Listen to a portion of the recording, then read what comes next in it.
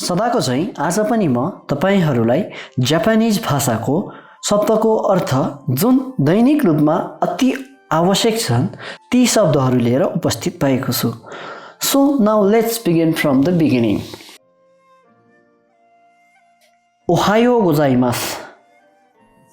Ohio गोजाइमास भनेको इङ्ग्लिसमा गुड मर्निङ, जस्तै कि हामीले नेपाली भाषामा बिहानको शुभ प्रभात भने चाहिँ जापानिजहरूले पनि ओहायो गोजाइमास भन्ने गर्दछन्।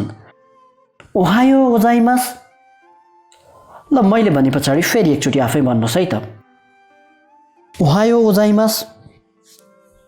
ओहायो गोजाइमास। यहाँ देख्न सक्नुहुन्छ ओहायो गोजाइमास गुड मर्निङ। अब त्यस्तै छ कोन्निचिवा। कोन्निचिवा। कोन्निचिवा भनेको चाहिँ गुड आफ्टरनुन भनेको हो। Good afternoon.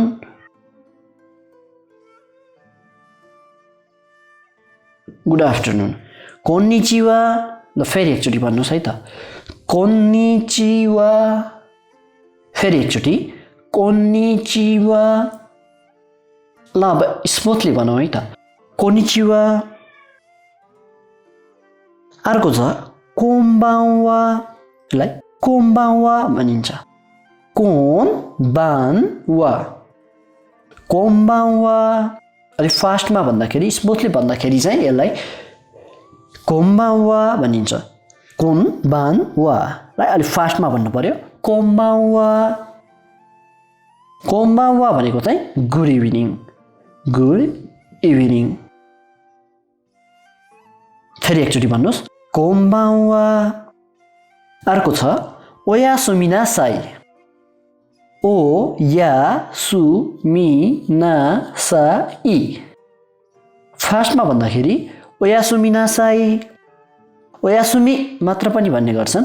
ओयासुमी भनेको गुड नाइट, अलिकति इन्फर्मल भन्नु पर्दाखेरि ओयासुमी भनिन्छ र ओयासुमिनासाई भनेको फर्मल भाषामा गुड नाइट भनेको भयो।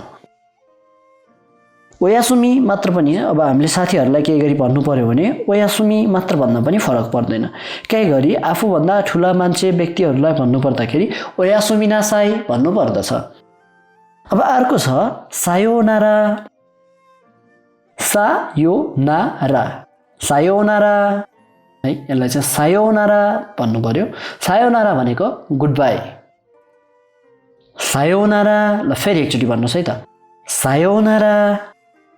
अर्को छ माता आशिता। माता आशिता। यसलाई भन्नु पर्यो भने माता आशिता। माता आशिता भनेको सी यू टुमारो। माता आशिता। फेरि अर्को छ माता आइमास्यो। माता आइमास्यो। यहाँ चाहिँ सी भयो र यहाँ छ सी भयो र माता आइमास्यो। सी यो उ माता आइमास्यो।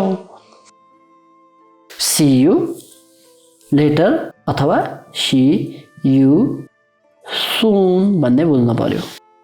हस् त, धन्यवाद। आजको लागि मैले मै टुङ्गाउने निर्णय गरेँ। फेरि अर्को लेसनमा म उपस्थित हुनेछु। आजको लागि बिदा पाऊँ। हस् त, नमस्कार।